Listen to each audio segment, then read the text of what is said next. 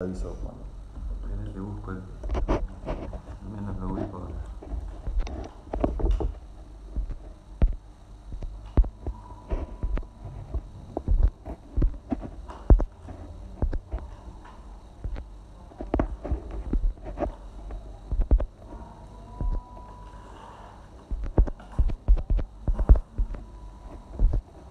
Mira el pie que le pusiste. Sí. La tecnología. Ahí se está empezando a conectar.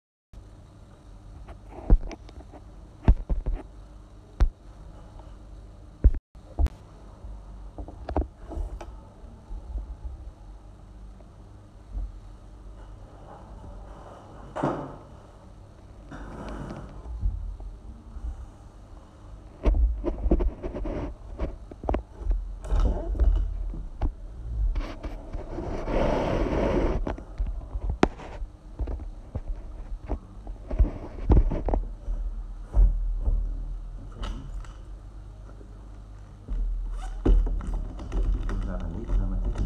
¿Cómo? ¿La rendiste la Todavía materia? no. Sé que iba a venir un chico que también la estaba por rendir, pero al final no vino. ¿Y la estás por rendir vos? No, todavía no. Todavía no.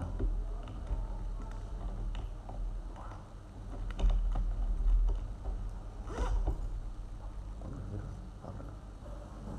Bueno, ¿qué tal?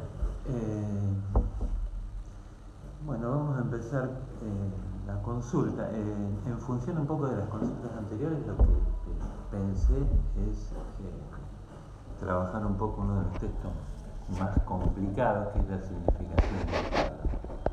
En todo caso, después hacemos una puntuación de los temas generales del programa. Así que bueno. Bueno, es un texto del año 58 que Lacan no corrige después. Habitualmente con estos textos él introduce algunas correcciones, así que de todas maneras uno puede con la introducción de nuevos conceptos modificar algunas cosas o releer de otra manera este texto. Ya en el texto, en el título, él pone una nota al pie de página donde remarca dos términos que él toma de Freud, que es la otra escena, que Freud lo hace referencia, o la referencia es en la interpretación de los sueños y en el tema del sueño como la otra escena, ¿no?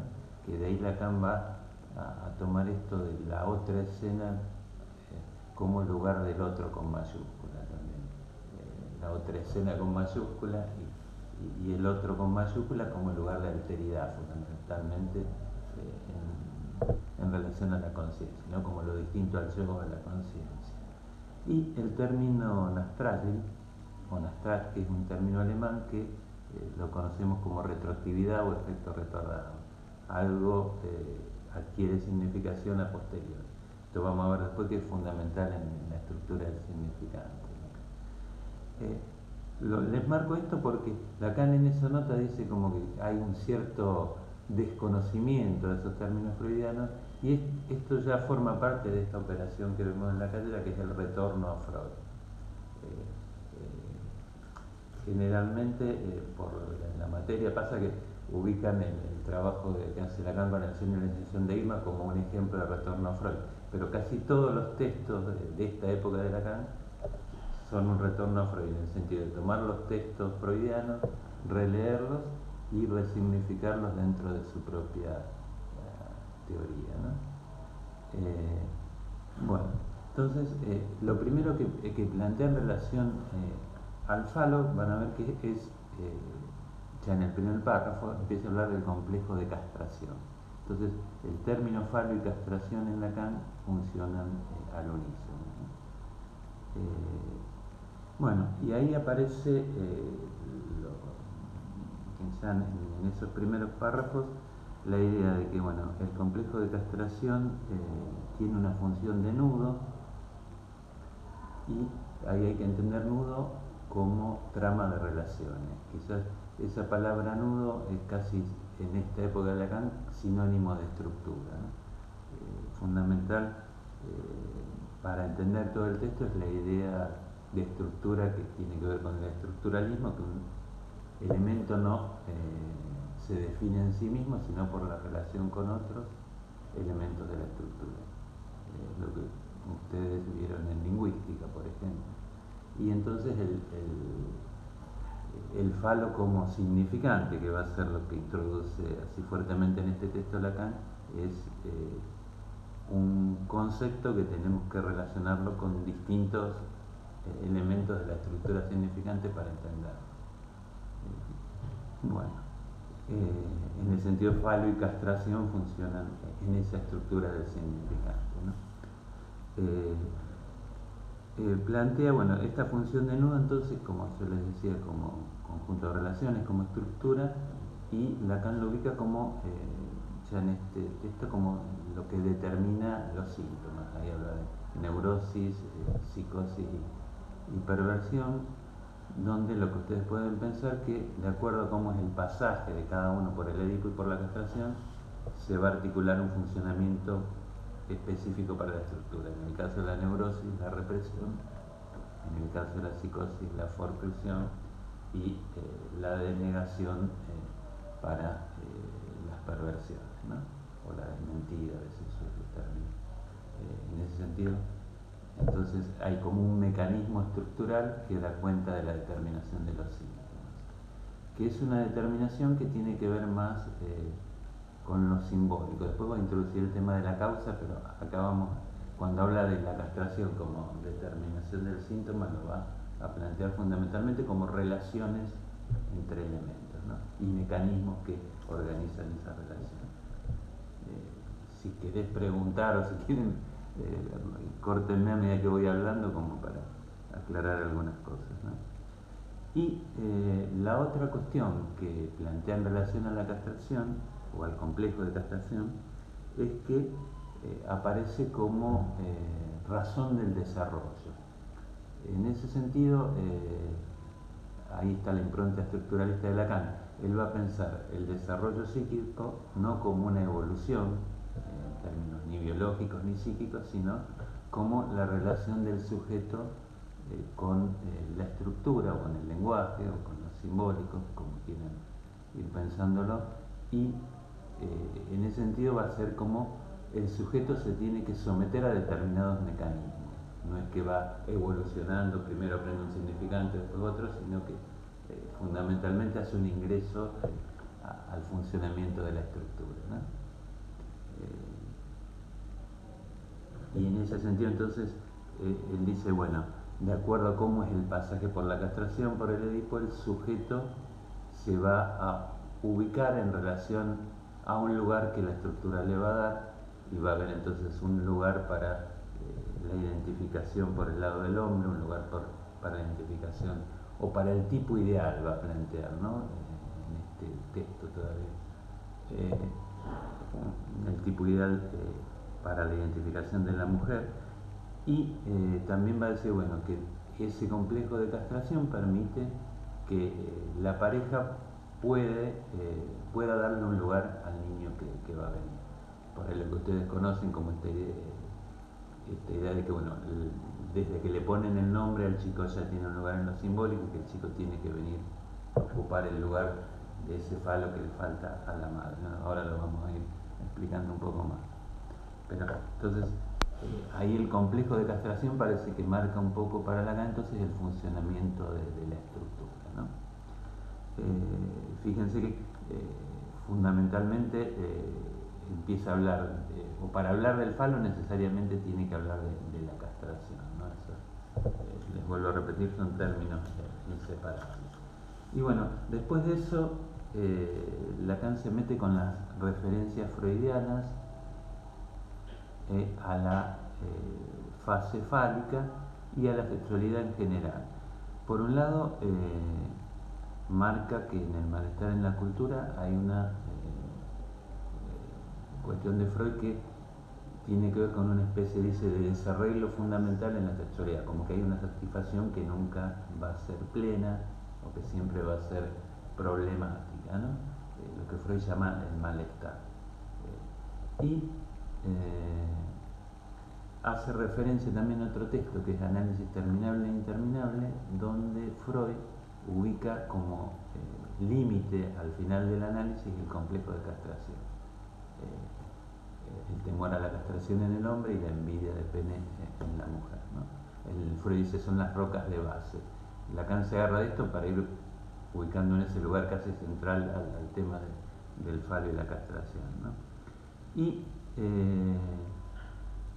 a raíz de esto, entonces Lacan se pregunta, bueno, ¿qué lugar tiene el complejo de castración si en este mito primordial que construye Freud del asesinato del padre, en esa asunción de la ley, dice el castigo es la castración, ¿no?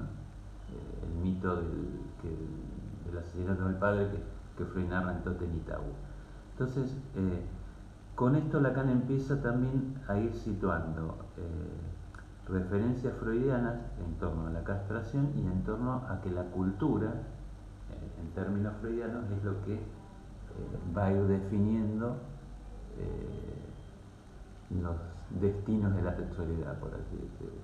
Después dice inclusive tanto, independientemente de la diferencia anatómica, tanto el hombre como la mujer se topan con el complejo de castración, ¿no? Y se pregunta, bueno, ¿por qué el hombre tiene que asumir su sexualidad a partir de una amenaza y la mujer a partir de una privación, ¿no? Y acá habría que hacer una referencia también que a lo mejor le sirve para esta materia y para otra. La idea de Lacan que tiene es que en lo que Freud empieza a llamar así masivamente como cultura, él toma esta distinción naturaleza y cultura e introduce un término que viene de la sociología de su época, que es en vez de plantear naturaleza y cultura, los sociólogos planteaban naturaleza, sociedad y cultura. Entonces lo que hace Lacan, no en este texto, pero en la instancia de la letra, es decir, bueno, el término cultura se puede reemplazar por lenguaje. Entonces quedaría naturaleza, sociedad y lenguaje. Entonces él va a pensar el campo del psicoanálisis en esa relación del sujeto con el lenguaje, fundamentalmente. Es como que no va a tener en cuenta lo social, pero las determinaciones simbólicas van a tener que... no sé si es claro, o sea, lo social va a empezar a producir otras determinaciones que nos vamos a meter fundamentalmente con la relación del sujeto con el lenguaje, ¿no? Es como que lo que Freud llamaba cultura, él lo va a llamar o lo va a tratar de pensar en relación al lenguaje. Eso sería una de las operaciones que hace Lacan para retornar a Freud, ¿no?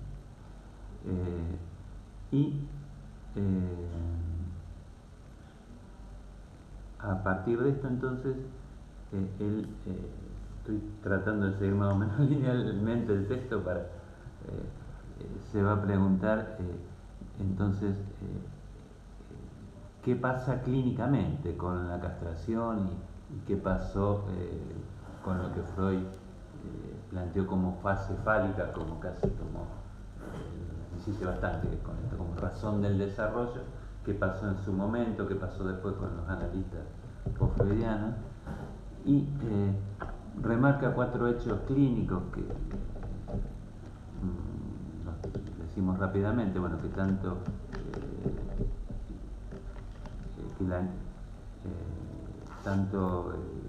bueno, como recién decíamos, la niña como el niño se piensan en relación al falo. La niña fundamentalmente se piensa como privada de falo, y ahí dice, bueno, primero por la madre y después por una operación casi de transferencia y después por el padre. Esta idea de la transferencia tiene que ver con la posibilidad de sustituir ya ahí, después recuerdan cuando Freud habla de la ecuación pene igual niño, regalo, no sé, ahí está el trabajo de lo simbólico fundamentalmente, por eso remarca el término transferencia, ¿no? Después plantea como otro punto así que tanto el niño como la niña ubican a la madre como provista de pene, dice Freud, ¿no? Acá vamos a usar la palabra falo para diferenciar. Y después remarca esto así con insistencia en este texto y en otros también, que la castración empieza a producir efectos, dice, sintomáticos cuando se la percibe en la madre. Esto se los adelanto, después lo explicamos, va a tener que ver con que en esa relación con la madre el chico pone en juego la relación de el sujeto con el otro con mayúscula, ¿no? La castración en la madre es casi una metáfora de que al otro le falta algo, de ese otro con mayúscula, que es el lugar de la alteridad está castrado también, ¿no? Bueno, y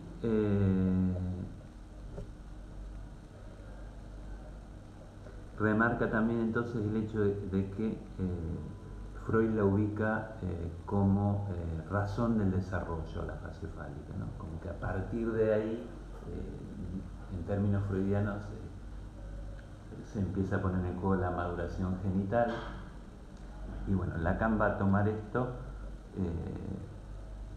como, les vuelvo a repetir, no como un hecho biológico, sino como un hecho estructural, ¿no? El sujeto va a entrar en una lógica simbólica a partir del Edipo, ¿no? O a partir de esto que Freud llamaba fase fálica. Hay después una referencia a una obra clásica, que la fábula de Daphne y Chloe, que fundamentalmente son dos chicos abandonados en el bosque, que después adolescentes se encuentran, y está narrado todo el despertar sexual, digamos, y las dificultades que tenían para tener relaciones, porque supuestamente no tenían un saber hasta que una anciana les dice cómo tener relaciones. Lo que los comentadores remarcan que están muy narradas las dificultades que tienen, y en el último párrafo parece que pueden tener relaciones. Esto uno lo puede leer como que ahí Lacan está hablando del deseo, y que la sexualidad fundamentalmente es como el deseo siempre se topa con algún obstáculo, como que no es natural, sino que justamente estos chicos abandonados en el bosque serían como la metáfora de la naturaleza, ¿no? Y que toda la sexualidad viene por el lado de lo cultural o por el lado, bueno, y entonces ahí la sexualidad fundamentalmente es esos obstáculos o esos problemas que lo simbólico introduce. Bueno, esto como una referencia así muy puntual, ¿no? Después ahí empieza, sigue Lacan con cierta crítica a los post-freudianos, la idea de objeto parcial. Se los comento brevemente. Objeto parcial era el objeto distinto al objeto total, que sería la persona como completud, y el objeto parcial podría ser el pecho, las heces. Y remarca ahí, bueno, que en la época de Freud hubo distintas opiniones sobre la fase fálica. Algunos decían que era una fobia, otros decían que era Lacan dice, bueno, algunos decían que era un síntoma, unos marcaban como síntoma una fobia, otros hablaban de represión de la fase fálica, otros decían que era una perversión. Lo que Lacan comenta es, dice, bueno, volvamos a lo que dijo Freud, y Freud es el único autorizado a hablar, y si le dio tanta importancia a la fase fálica, por algo es, ¿no?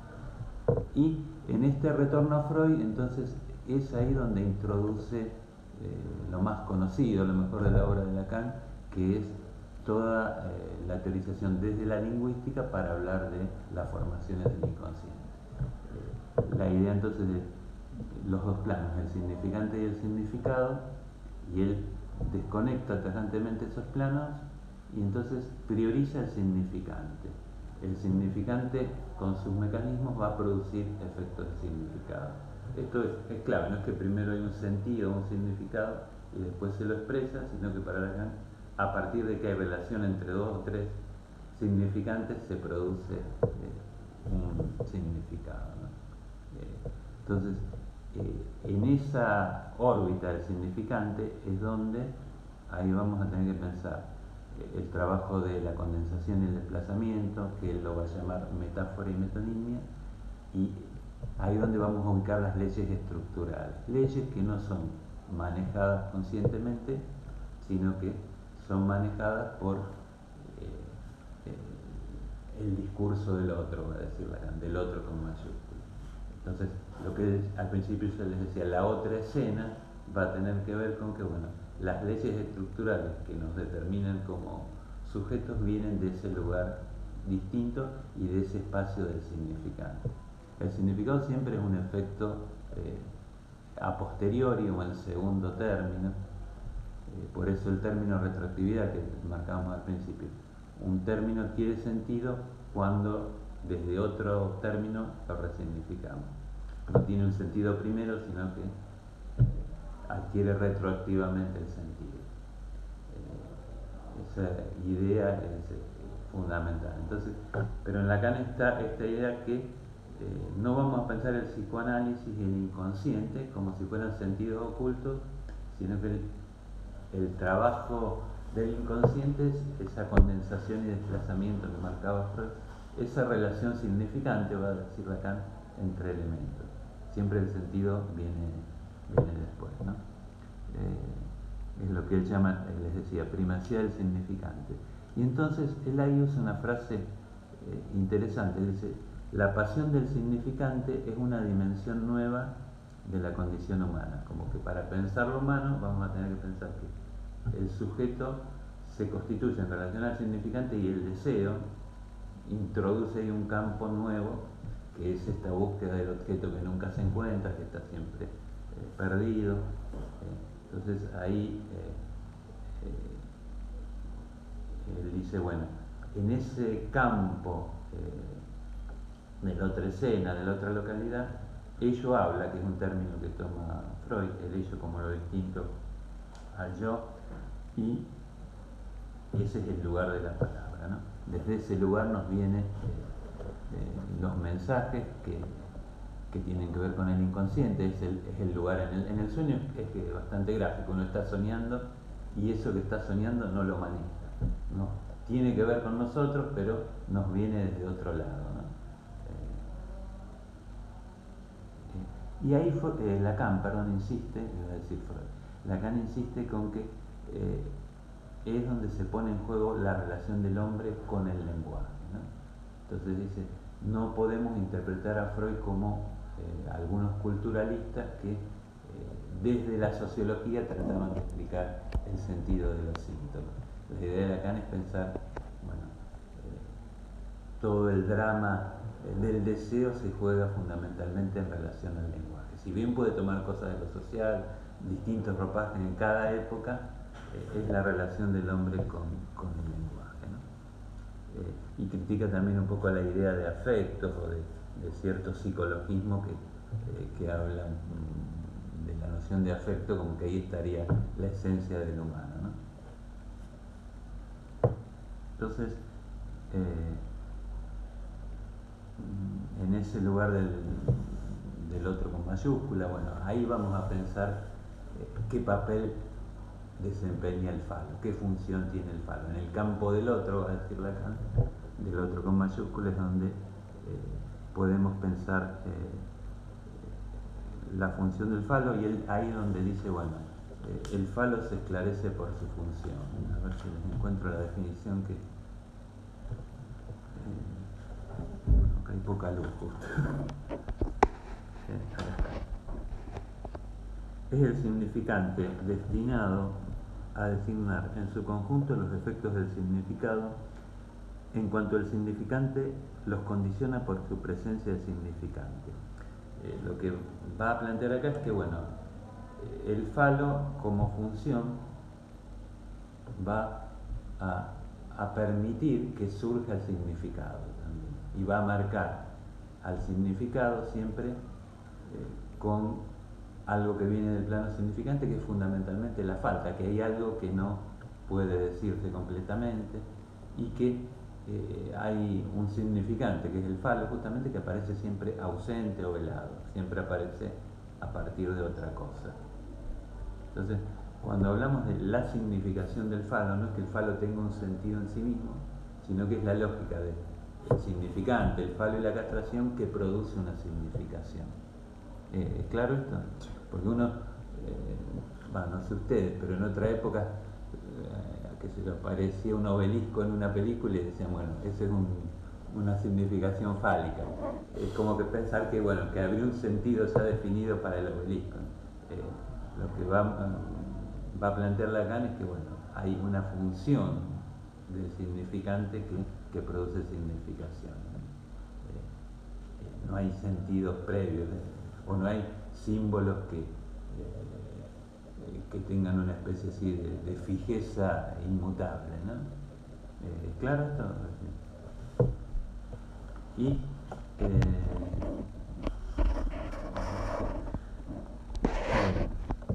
esta es una de las primeras, 2 o 3 definiciones del falo a lo largo del texto. Bueno,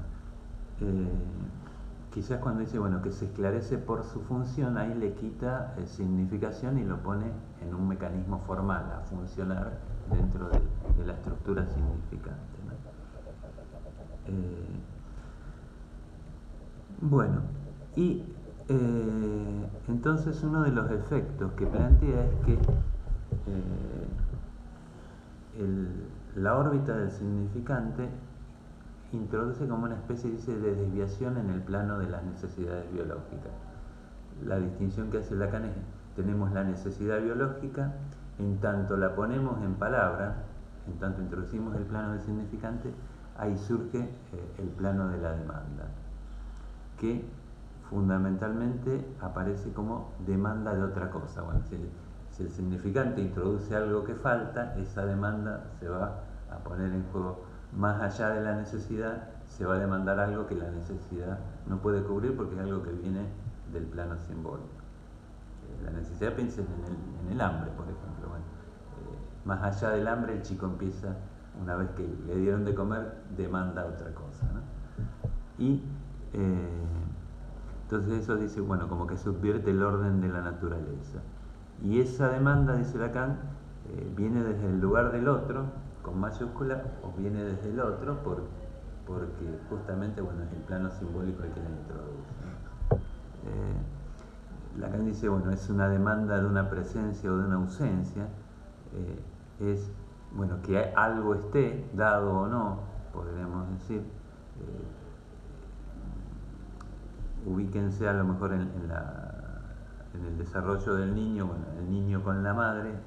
Lacan ahí empieza a ubicar a la madre como figura del otro con mayúscula, ¿no? Entonces, la madre puede ser aquella que está presente o está ausente satisfaciendo las necesidades, pero también es la que, dice Lacan, puede o tiene el privilegio de privarlo de eso que pide el chico, que sería, Lacan dice, el don de lo que no se tiene. Entonces, es como que el orden simbólico introduce una falta, algo que no se puede terminar de decir, y eso genera la idea del don. Entonces, el don sería dar algo que nadie se tiene, ¿no? O algo difícil de explicar. En ese lugar de lo que no se tiene va a ubicar al falo, ¿no? O al significante fálico. Ahí ya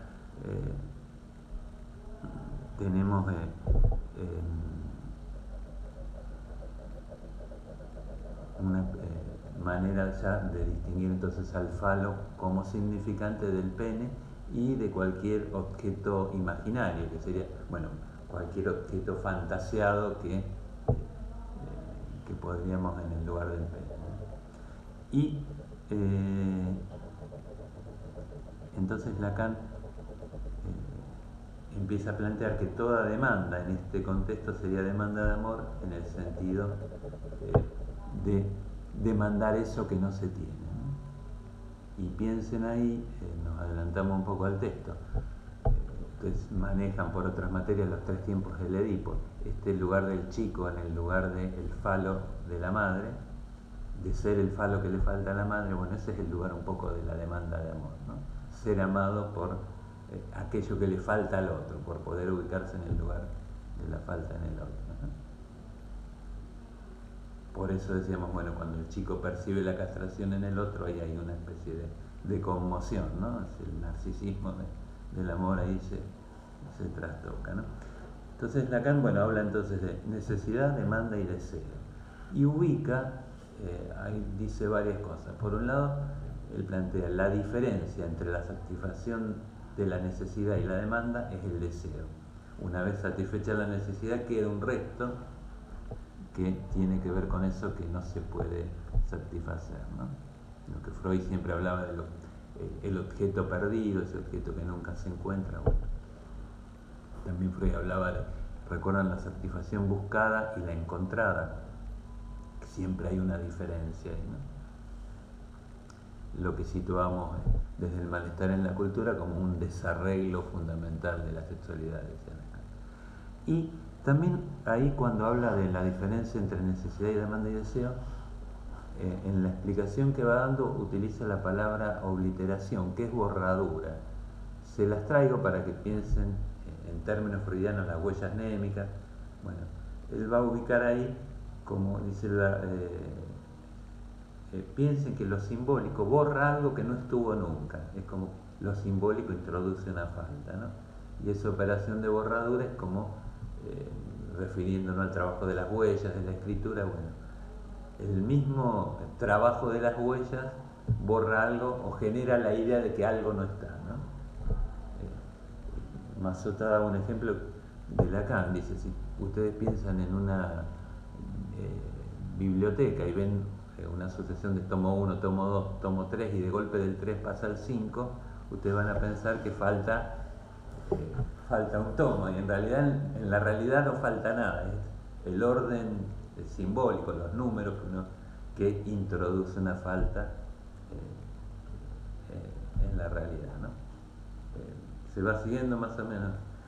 En ese sentido, entonces, cuando lean el término obliteración, es una borradura. Lacan más adelante va a hablar de borradura de nada, algo que no sabemos qué es, pero que permanentemente tratamos de encontrar, ¿no?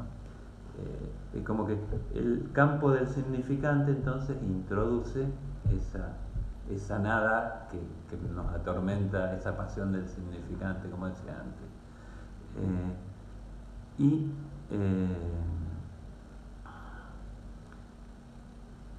Ahí, a continuación de eso, entonces empieza a hablar de la relación sexual que se va a jugar en el campo entonces del otro con mayúscula.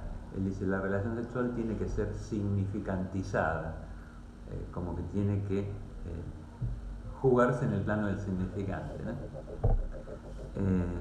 Entonces, como que cada uno va a buscar, el hombre va a buscar en la mujer el significante de su deseo y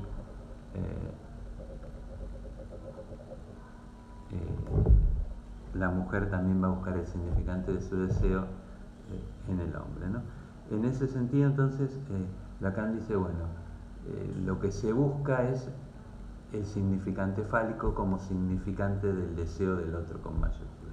Significante fálico y funciona entonces como el significante de qué quiere el otro, podríamos decir, ¿no? Ahí habla también de causa del deseo, como que ubicarse en este lugar del significante fálico es ubicarse en el lugar de causa del deseo del otro, ¿no?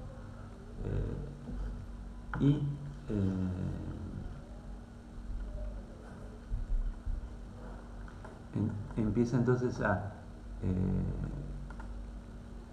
plantear ahí algunas cuestiones en relación al falo, da como ciertas figuras así que se usaban antiguamente en relación al falo, como figura del flujo vital, lo pone también, bueno, concretamente en la relación sexual, como está en el lugar de la intersección, podríamos decir, entre el hombre y la mujer, ¿no? Y el falo, lo que plantea, funciona siempre como velado, esa es la idea, nunca aparece directamente, sino que siempre aparece a través de otra cosa. Esa es una de las, podemos decir, de las definiciones así más fuertes que da el falo, ¿sí? Boris pregunta, ¿de eso habla Lacan cuando dice que el amor es dar lo que no se tiene, ponerse en el lugar del falo en la relación sexual? Sí, dar lo que él más adelante lo va a plantear como que el hombre se ubica como dando, como siendo el portador de eso que no se tiene, y que la mujer, en lo que él llama la mascarada femenina, se ubica como siendo el falo. Entonces el hombre va a buscar el significante de su deseo en esa mujer. Entonces, del lado del hombre es dar lo que no se tiene, y Lacan completa la fórmula diciendo dar lo que no se tiene a alguien que no lo es, darle a la mujer que se ubica así, con esa máscara de ser el falo para el otro, ¿no? Perfecto. Sí. Quizás a veces esa puede ser una pregunta de examen, ya que estamos en consulta, tratar de dar cuenta de esta frase, dar lo que no se tiene a alguien que no lo es, ¿no? Si bien no aparece en este texto, más o menos está más adelante comentado como para que uno lo piense, ¿no? La idea de que el falo funciona siempre velado es también lo que permite pensar que la mujer se pueda ofrecer como siendo el falo, y que el hombre pueda también ofrecerse como dar eso que no se tiene. En realidad siempre es un señuelo, una máscara. Y ahí, bueno, volvemos a hacer hincapié, distinguimos entre el falo como significante, lo que puede ser el pene como objeto de la realidad, o el pene como objeto imaginario, ¿no? O el falo también como objeto imaginario, ¿no? Es fundamentalmente algo que funciona como una marca significante, ¿no? Y entonces Lacan ubica al falo como significante de la razón del deseo. Ahí también da como, en el sentido que tanto el hombre como la mujer se ubican, como decía antes, en relación al falo, ¿no? Y en la relación concreta del hombre con la mujer, esto que venimos diciendo, voy a buscar en el partener el significante de mi deseo. Eso sin saberlo, ¿no? Viene del lugar del otro, ¿no? Yo como hombre voy a buscar en esa mujer el falo que no tengo, digamos, ¿no? El falo como significante.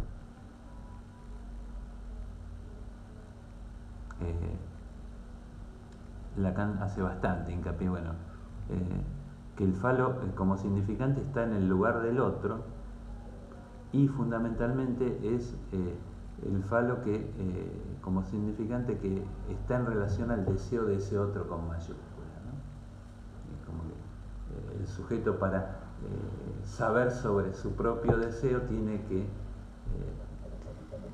hacerlo en el lugar del otro, y ahí se topa entonces con que el deseo del otro.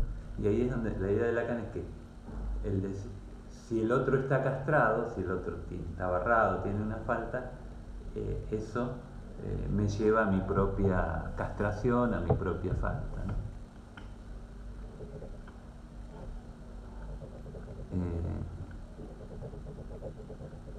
Como que toparme con ese deseo del otro es toparme con mi propia división subjetiva, ¿no? Por eso, bueno, la castración en la madre en realidad es la castración del otro, como neurótico nosotros no, más allá de nuestra propia castración, narcisísticamente lo que nos cuesta aceptar es que hay un otro que está castrado, ¿no? La idea de Dios para Lacan es plantear, bueno, el Dios ese, que sería el lugar de donde no habría castración, justamente. ¿no? El padre protector, de ese que hablaba Freud.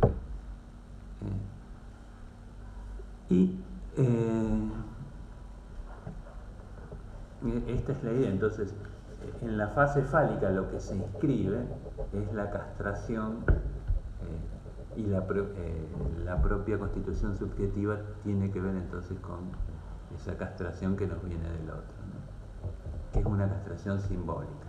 Por eso les hago bastante hincapié, más allá de lo que puede ser la castración imaginaria, dice Lacan, que sería cortar el pene directamente o que un objeto parezca como separable.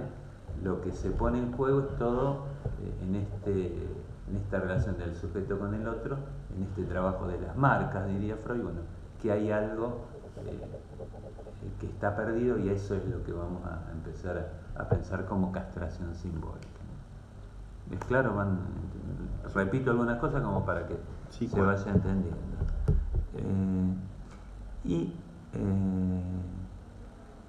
Después introduce, para volver a pensar el término desarrollo, entonces que ya pueden ir teniendo en cuenta que no es el desarrollo biológico, sino que es el meterse en esta lógica del falo y la castración y el significante, el deseo del otro.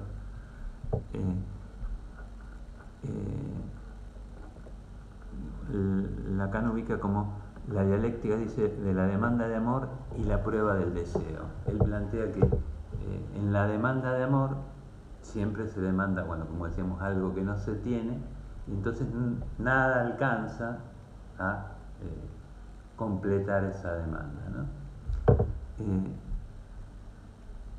Ahí es donde Lacan dice, bueno, el niño descubre que para completar el deseo de la madre se tendría que ubicar como el falo, y ahí descubre si la madre es neurótica y bueno, que la madre también está castrada, ¿no?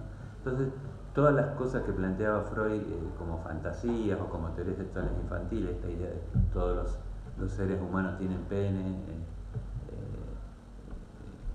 todas estas cuestiones más, diríamos, fantasmáticas, o desde Lacan se podrían decir imaginarias, Lacan las toma para pensar la estructura simbólica.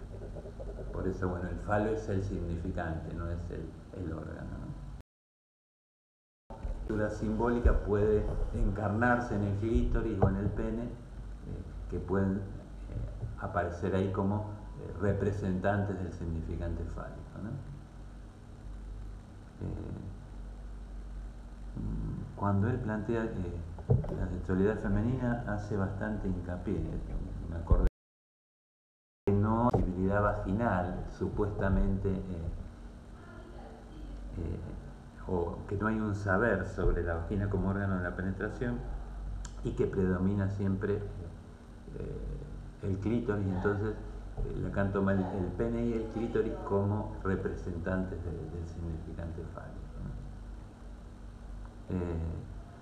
Y entonces, volviendo a esta dialéctica de la demanda de amor y la prueba del deseo, la demanda de amor siempre está casi como tratando de obturar o de disfrazar un poco la castración, ¿no? La falta en el otro. Es como que podremos situar que el falo genera esa ambigüedad, genera la ilusión que aparece en la demanda de amor de poder completar al otro, pero al mismo tiempo marca por el plano del deseo que eso es imposible, ¿no? Que hay algo que falta. Es como que como neuróticos nos tenemos que acomodar a ese juego, ¿no? Entonces dice alguna frase que a lo mejor dice, el falo introduce al sujeto en la realidad del significante, pero al mismo tiempo irrealiza, no sé si estas son las palabras justas, la vida concreta. Es como que le quita realidad material, por así decirlo, es como que introduce otra realidad, ¿no? Esto de la mascarada femenina, la mujer se va a ofrecer como siendo el falo, como significante del deseo del hombre, ¿no? Entonces él dice, bueno, el falo va a marcar un poco. Cuando hablamos de falo, recuerden que estamos hablando siempre del falo como significante y de toda una estructura, una trama de relaciones.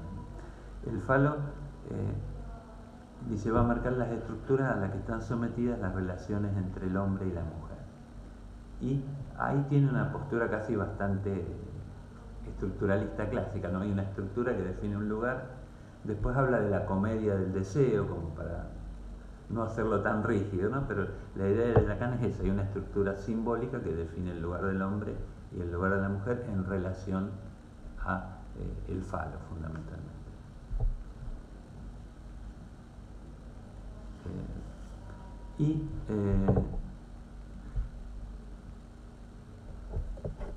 Después, en relación a esa estructura o a la comedia de los sexos, Lacan ahí define lo que preguntaba una compañera, ¿no? Boris, un compañero. Este compañero. La mujer aparece como, en la relación con el partener, como siendo el falo, o se ofrece como siendo el falo que le falta, o como significante del deseo del otro, ¿no? Del hombre en ese caso. Y Lacan dice, bueno, pretende ser amada, por eso que ella no es, y al mismo tiempo también pretende ser deseada, ¿no?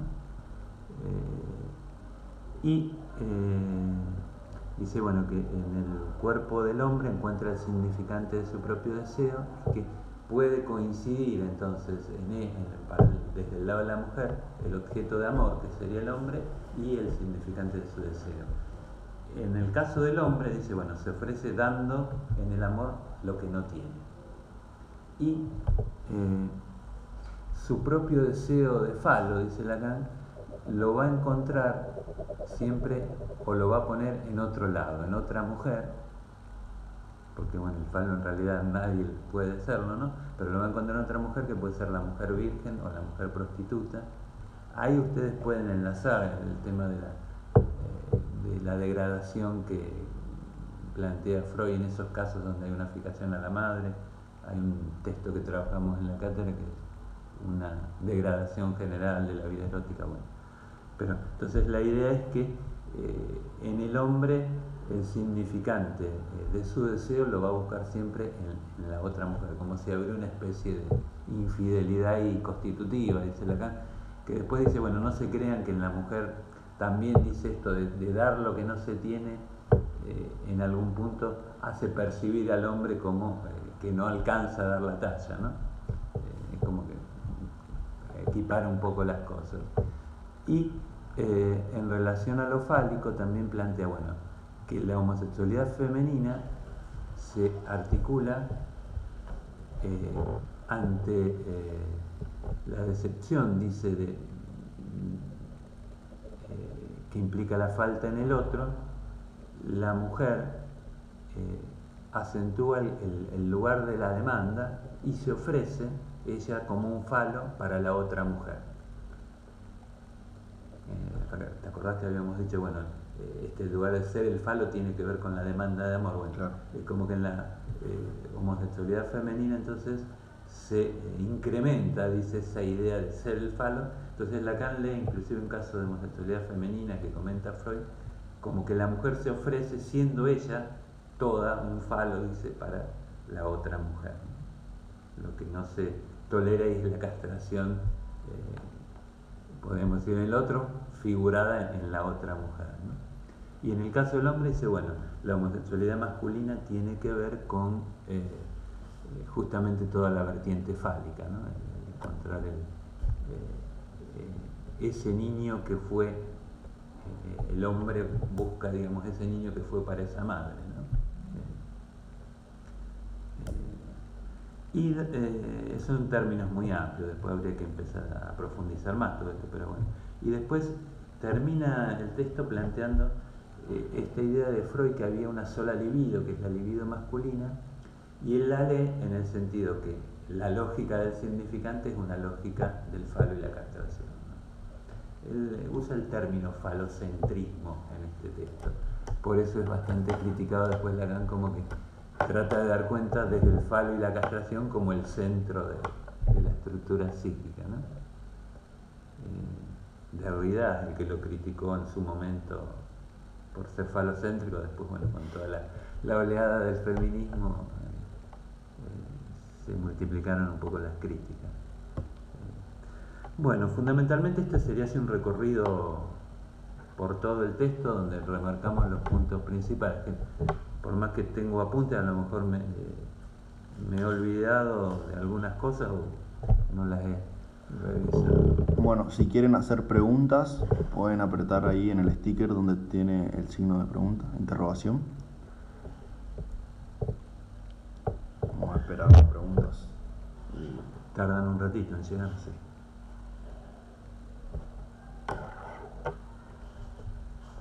Si es que hay.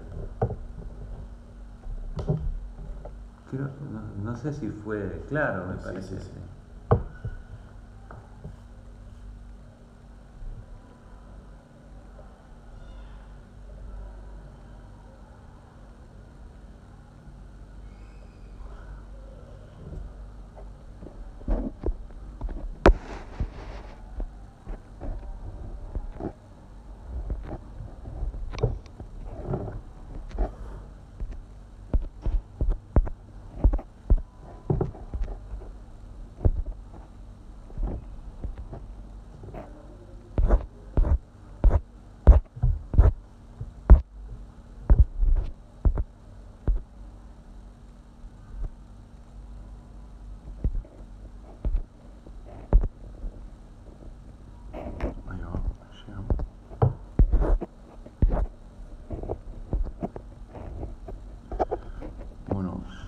Boris vuelve a preguntar, ¿podría explicar el ejemplo que da Lacan de la juventud de André Gide?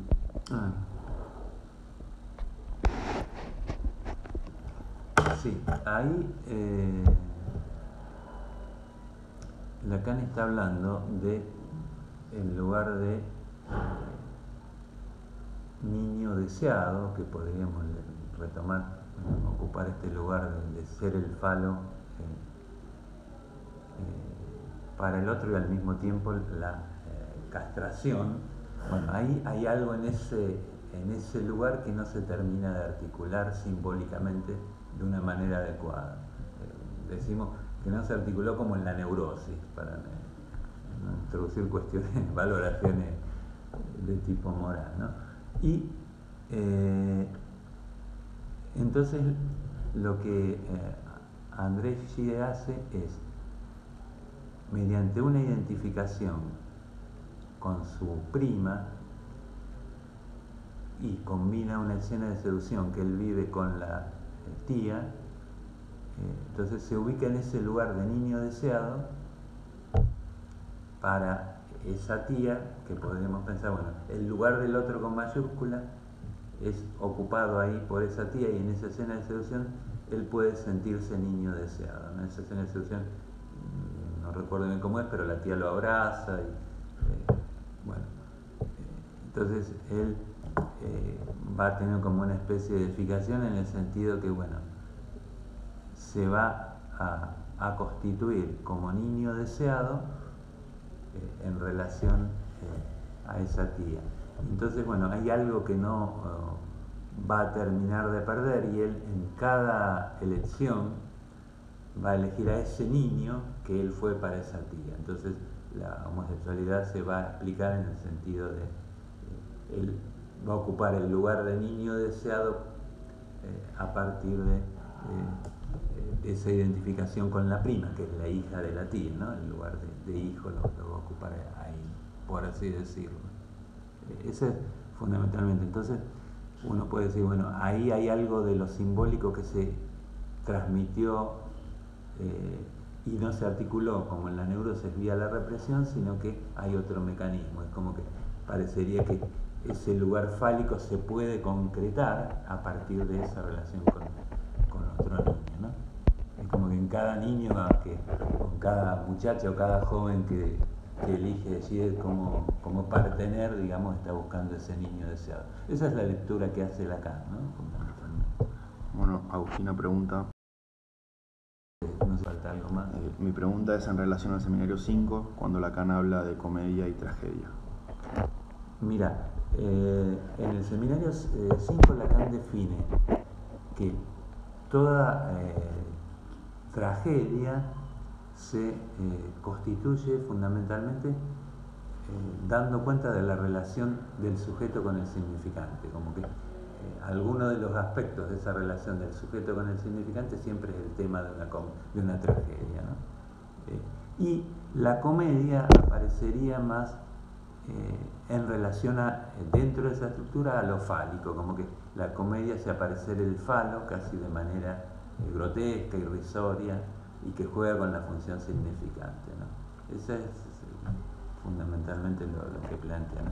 Como que toda la comedia juega con los equívocos fálicos fundamentalmente. Bueno, en el sueño de inyección de Irma, sí, ¿dónde se encuentran específicamente los planos real, simbólico e imaginario? Bueno, ahí recuerdan que Lacan toma el sueño de Freud, la interpretación que hace Freud de su propio sueño, y él toma esos dos elementos y dice, bueno, no voy a dar una interpretación, voy a hacer una relectura que lo contestúa eso en el momento en que Freud está teorizando sobre el inconsciente, sobre el valor del psicoanálisis, la importancia. Bueno, dice que no va a hacer una interpretación, pero más o menos hace una interpretación. Y